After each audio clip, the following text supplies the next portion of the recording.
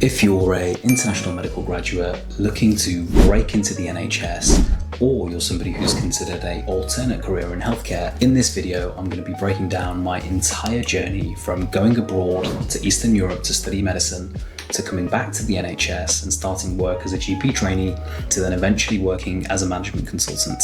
Hey guys, welcome back to my channel. My name's Prash. I'm a doctor turned entrepreneur and now management consultant.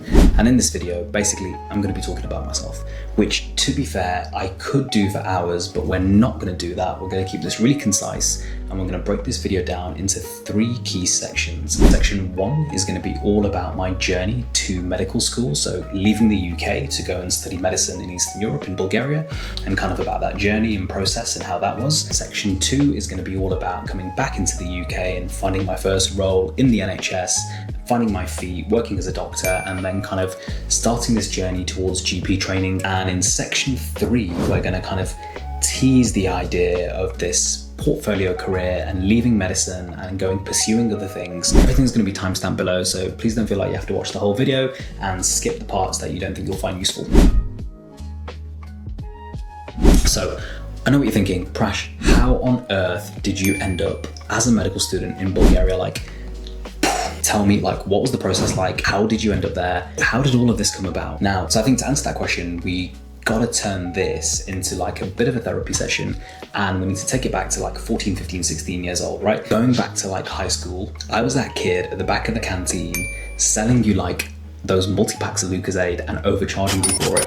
So ever since I was younger, I've had this kind of like affinity for doing things outside of the normal, maybe like making some money from that, and this whole kind of entrepreneurial sort of thing. And that carried on all the way through kind of like secondary school, all the way into college, where I've had multiple kind of failed businesses, whether it's trying to launch my own record label or the kind of standard clothing company that everybody was trying to do back in the day. This kind of like string of business failures basically meant that all of my energy was misdirected, and I didn't get the best grades at A level, which not the end of the world. You know, life moves on, the same destination, different journey sort of thing. But essentially, I couldn't get into medical school in the UK as I had taken 3 years instead of the normal 2 to do my A-levels. When it came to like A-level results, I had to make a decision on whether I was going to do something kind of like undergrad in the UK, so any sort of kind of degree, and then kind of consider whether I still wanted to do medicine and then apply as a postgrad. And kind of going through that and getting loads of advice from like family, friends, relatives, whatever, I ultimately made the decision that I didn't want to just do a degree and take 3-4 years studying something that I wasn't 100% into, and I kind of wanted to just figure out a way to get into medicine. Luckily for me, I knew somebody who had gone to Eastern Europe to study medicine in Romania, so I reached out to them and kind of was like, what's all this about? Like, why are all these people going to Bulgaria? Is it legit? All that kind of stuff. And I got some pretty solid guidance and started to dig into this a bit more, realizing that there was then somebody from my college in my year who had gone to Bulgaria to study dentistry. So I reached out to them and we started kind of like talking about the process and what it's like there. And they told me about this open day. So in Manchester, probably over like a decade ago now, there was these open days that used to happen where universities from Eastern Europe, whether it's like from Czech Republic or Romania or Bulgaria, etc., they would all come to the UK and essentially like have like stalls and stuff set up, tell you about the admissions process, tell you about the degree, all that kind of stuff. And I really kind of liked the sound of Bulgaria. To be honest, I could probably make a whole video on this and the process. So I'm not going to go into this too much in this video, but essentially, long story short, after getting my A-level results, which were decent, but still not able to get into med in the UK, and going to these open days and speaking to various people who have gone overseas already and been successful, I decided I was going to apply to the Medical University of Plovdiv. Ended up in Bulgaria. It was honestly, like, looking back now, hindsight's a wonderful thing. I would not change a thing.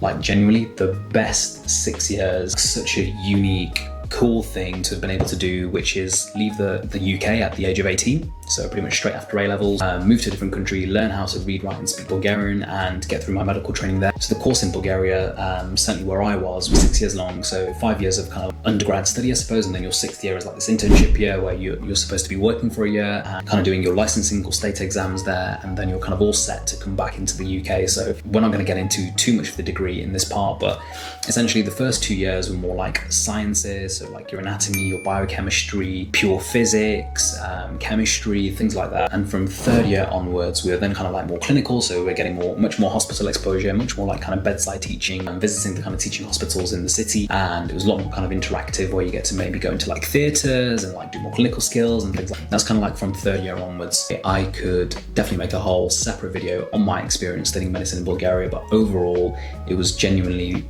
the best 6 years I had ever experienced. Of course, it was like with any kind of degree in moving abroad, it was difficult at times, but it really laid the foundation for everything else that was to come. And that brings us quite nicely onto our next section.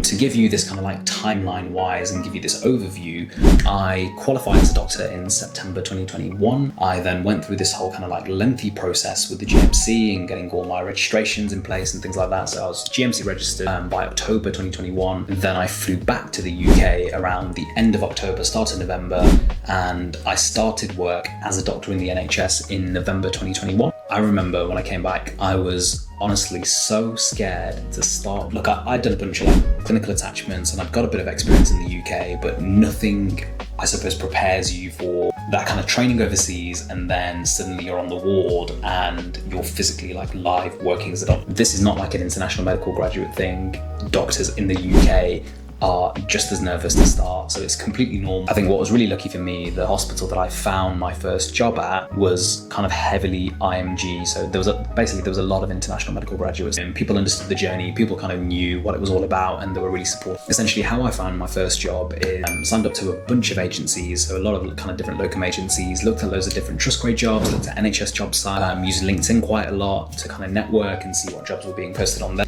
And my very first role was a locum FY1 role, and this was around probably about 4 hours away from where I live in the UK.